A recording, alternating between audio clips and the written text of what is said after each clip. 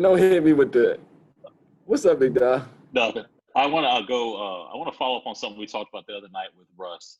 You being a teammate of his, um, can you just kind of describe to us what like a normal day is with him as a teammate when you're competing on the court, and then when the game is over? Does kind of his mentality change? Yeah, it's like a switch.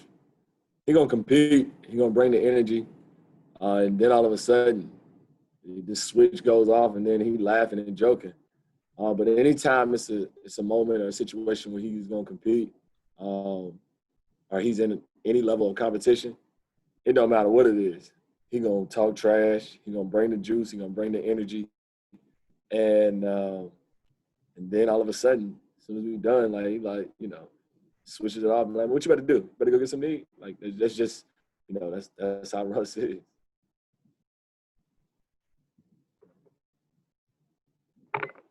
DA?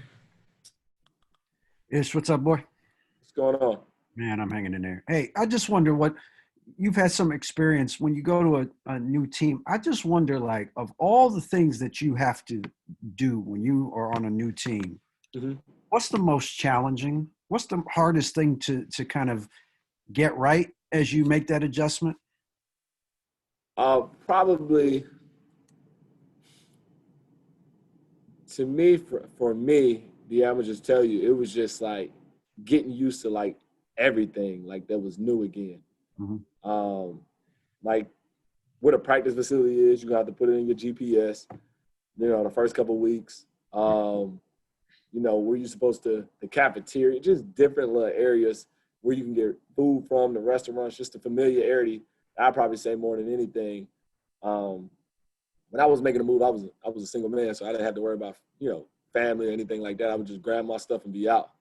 So that's probably something else that, guys with families would have to worry about, just kind of commuting and getting them from, one city to another city. So I'd probably say all those things added into one, just probably like a sense of familiarity of a new area. Gotcha. Glenn?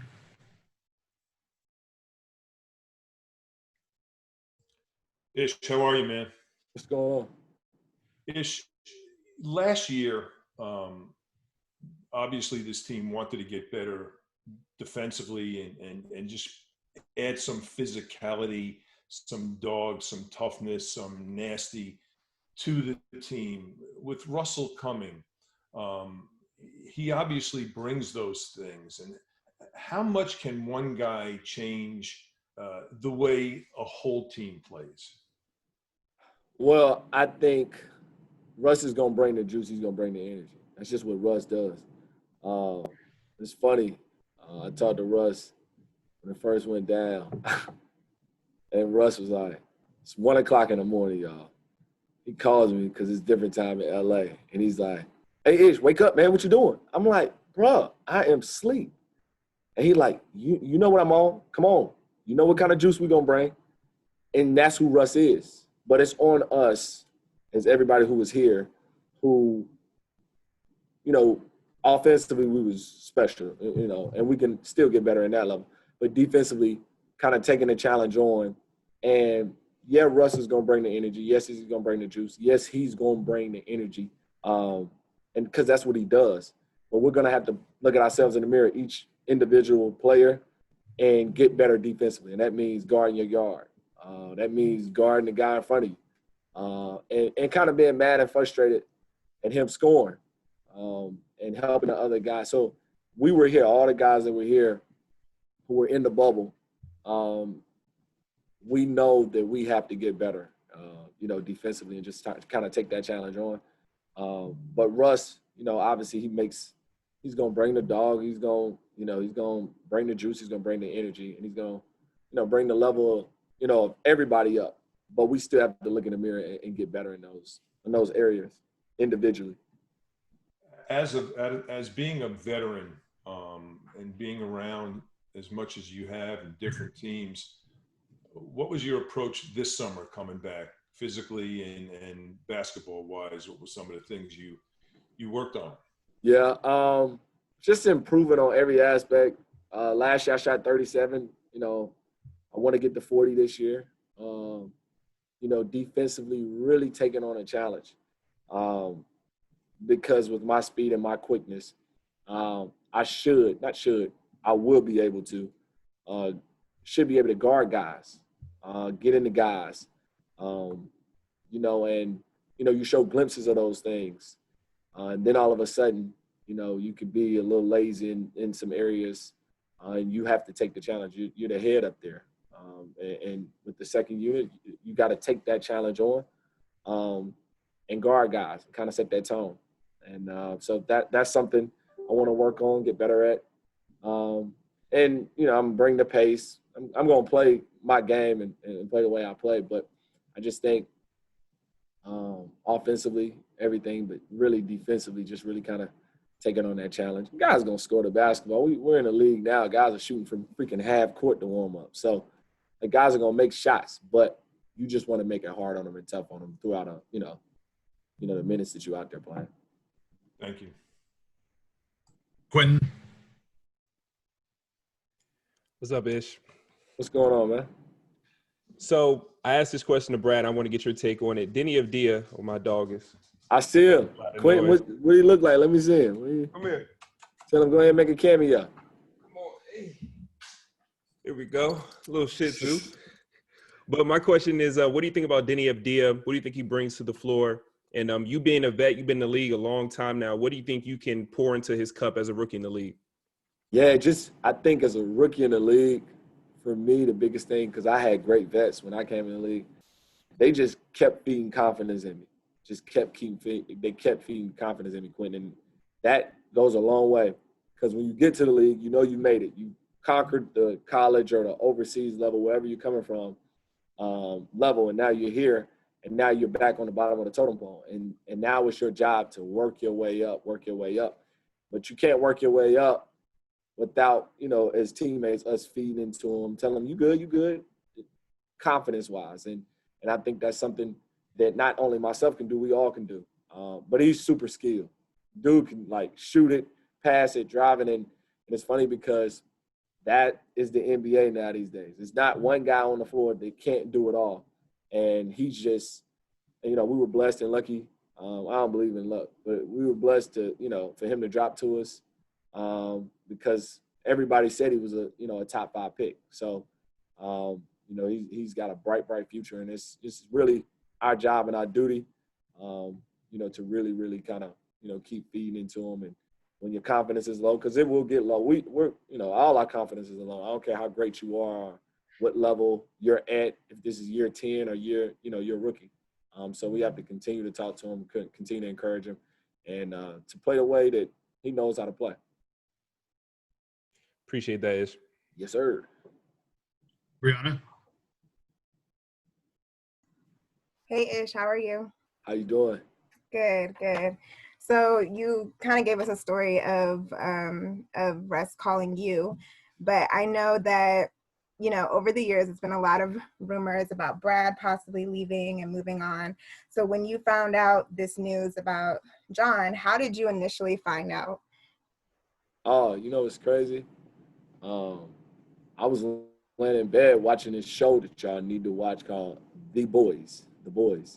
So I'm watching this show, and I get a phone call from my mom around like 11:30. And she called me, and my aunt's on three-way. So you got to understand, I'm thinking this is like, okay, what's the deal, Mom? Like, what's going on? She was like, you didn't hear? I said, didn't hear what, Mom? So, you know, my heart started beating fast because every time she called me about something, that means I'm getting traded. That's been the ritual back. That's been the ritual. So I'm like, Mom, what's the deal? She's like, you know, they traded John. I said, no. And she was like, yeah. So usually in those situations, I try to like give people time. I try to, you know, I remember when I would get traded. I just, you know, you just kind of want some time to just kind of soak it in, whatever the case is, what's the move, get everything up and gather your stuff. So that's what I was doing. You know, gave it some time, and I got a chance to talk to him the other day, man. Just gave him a big hug and told him I love him, man. You know, we North Carolina boys, And that's, every time I see him, I'm proud of him. And PJ Tucker, everybody that's from North Carolina, Chris, the list can go on. J. Rob here, and all of us. So he's family, and I'm happy for him. I would love to play with him this year. I was really excited about it, but I always say the next move is the best move, and both guys are going to great places. And speaking of the season too, the schedule just was released. I mean, a lot of players who were injured in the past are coming back, and it's a lot of new lineups that are coming across the league. What is a team, or what is what is a day that you're looking forward to? You know what's crazy? I don't even be looking at the schedule. I just never have. It's 82 of them things. This year is 72. So I really be finding out oh shucks, where we flying to? Let me make sure I pack my clothes. So I all jokes aside, I found out we play Philly first. That's the next game, and that's what I really kind of worry about. The Philly fans have been great. I was there for a year and some change. They've been great, but I'm not gonna see them probably until towards the end of the season. So so we're that's the next game, and that's really what I worry about and focus on. So I started this back when I first came in the league. It was just 82. It was just too long. Thanks, Ish. Yes, man. Troy. Hey, Ish, welcome back for another season, man. I wanted to ask, last year, Tommy and Scott, on media day last year, they both came into the season talking about it being a development year for the team last year.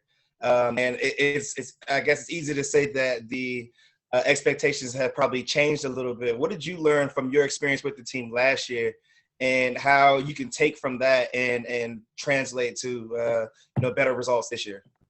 Yeah, last year, let's call a spade a spade. Expectations have grown. We're a year older. All the guys are here a year older. We went through some things last year, and let's be honest. If that was a developmental year, we were a 9th seed. That's not too bad. So we're right there. We got some things we got to tweak, some things we got to get better at. Obviously, the elephant in the room is our defense growing and getting better, and then and continue to improve on our offense. Like I said, obviously you bring in Russ, the expectations will change and will grow. The expectations are going to be high anyway with John coming back. So those things haven't changed. You go to the lab individually when you go home, and you work and you improve and you come back ready. But we know that for us, now everybody on the outside might not think of it expectations, but you play in this league to win games. And that's the key. And that's our goal. That's our goals this year, to continue to take those next steps and get into the playoffs. I was in Detroit. We were always 9th, 8th. I'm getting kind of sick of that, y'all. I'm going to just be honest with you. Last year we were 9th. You're good enough for everybody to respect you, but you're not that good to get into the playoffs. And so we have to break that mold. And so we got to, like I said, expectations have to change. And, we will. We're getting better. But, those are things we got to grow on. Thank you, man. Appreciate you, bro. And we'll finish up with Christos. Hello, Aish. Thank you for your time. I would like to ask you, first of all, how close you are to the playoffs with the Russia division on your roster? Yeah, I think we're a playoff team. Obviously, we all have to play games. We all have to go out there and play. But I think not only we're a playoff team, we got to look at it a little greater than that. I've always been a kid. Obviously, I've been on 100 different teams, 11 years in the league. I guarantee you, if anybody would ask anybody if I would have been here this long or keep going on as I am, people would have thought I was, they thought it was crazy.